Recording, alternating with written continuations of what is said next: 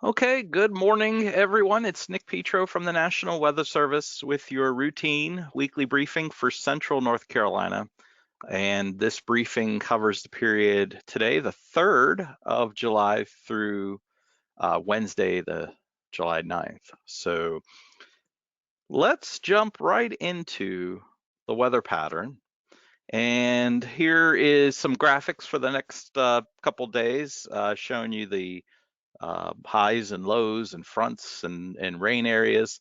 And the one thing that will stand out is the dry high pressure over us for today and tomorrow and Saturday, which is going to be spectacular timing for high pressure and dry weather to be over us for Independence Day. I mean, most Independence Days were concerned about is it going to rain or rain out the fireworks or be a concern for fireworks. Now, that said, in the summertime, with the warmth and it'll be a little drier, but still, humid. I mean, I could never rule out the possibility for a stray shower tomorrow, Independence Day. But let's put it this way.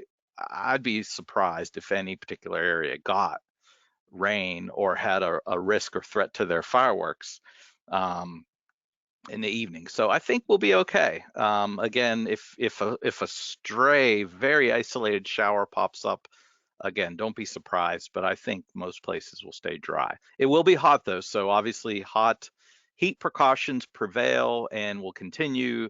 Dry doesn't necessarily mean cooler. High pressure doesn't necessarily mean cooler. It'll be dry, but it's going to be hot. So be careful with that. Make sure with your outdoor activities tomorrow you drink plenty of water, stay hydrated, seek shade, all the usual heat precautions. Okay. So Saturday's looking pretty good too. We are keeping our eye on the coast because the cold front that moved through here yesterday. Well, that cold front's going to stall off the southeast coast and down towards Florida. And in June and July, we always look at stalled boundaries, stalled fronts, because if they sit out there and fester too long, oftentimes, low pressure can always develop on it, particularly as it sits over warm water, the warm Gulf Stream. So we're going to be keeping an eye. There are some models that suggest low pressure may try to develop along that old boundary on Saturday and into Sunday, and maybe bring some heavier rain to eastern North Carolina on Sunday, maybe into Monday. Some of that heavier rain could make its way as far west as I-95, um, but confidence is pretty low because obviously it's going to require that low to develop. Now, I think either way you slice it, I think some moisture and some rain will make it back towards eastern North Carolina come Sunday into Monday. Even if there isn't a low pressure system or a tropical system, I think there'll still be some rain that'll back its way into eastern North Carolina during that time. By the time we get past that, that'll move along by Tuesday. That'll be out of here, and then we're back kind of into a typical summertime weather pattern for Tuesday and beyond. Okay, so I'm going to slightly go out of order here because I want to show you the next thing, which is the graphical tropical weather outlook. And this is what's kind of catching everybody's attention is that hatched area, the X, and the fact that in the tropical weather outlook, they're indicating a 60% chance of development over the next 7 days, 20% in the near term. But again, we are keeping an eye on that. Again, either way you slice it, whether it becomes a closed low of tropical origin or subtropical origin or any kind of origin, there is going to be a risk for some heavier rain across eastern North Carolina Sunday into Monday. Now, when I say eastern North Carolina, I'm not really sure if it's the eastern half of the state, the eastern third of the state, maybe right along the immediate coast. It just depends on whether or not there's any any low development and how far westward that rain shield pushes westward. So when I say eastern North Carolina, that could be the entire eastern half of the state. It could be the immediate coastal area, or eastern North Carolina, anywhere in between. So just want to shed some light onto that. Real quick, I'm going to shift gears here and show. Oh, wait a minute here. Let me drag this screen over to here. In case you're wondering, well, what's going on with that low? Is there something out there right now that we're locking onto?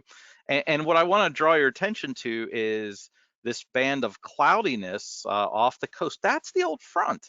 And it's along this active weather, along the remnants of that front, that we're going to be watching for development. Again, I'm going to try to draw a circle, kind of like this band of activity right here. This is where, when an old dying front, and there's a cold front here, when that cold front stalls and festers out there, we always look for low pressure development along that. So just keep that in mind. Regardless, by Sunday, a lot of this moisture will work its way back northward. That's why I say, some portion of eastern North Carolina is going to get into some rain by Sunday. Okay, but otherwise, we've got a really nice pattern over us now with some dry air across much of the east. So anyway, that'll give us some nice weather for the holiday. All right. So let me back up and get back on track with my slides here. This is the pattern. This is the severe thunderstorm potential for the next 8 days, and nothing organized the next 3 days. Here's the rainfall. Again, dry today, dry Friday, dry Saturday, and then there's that rainfall that we talked about for Sunday. And again, the back edge of this is really hard to tell, right? But clearly, the further east you go, the closer you will be to the heavier amounts of rain. So keep that up. If you're going to the beach for the 4th of July holiday, Sunday, if you're going to the Carolina beaches, Sunday looks pretty wet. So just keep that in. Enjoy the beach Friday and Saturday if you're heading to the beach. Be careful if you're heading to the beach for rip currents, okay? So just always be careful for the rip currents. Check out, swim near the beaches or be near the lifeguards.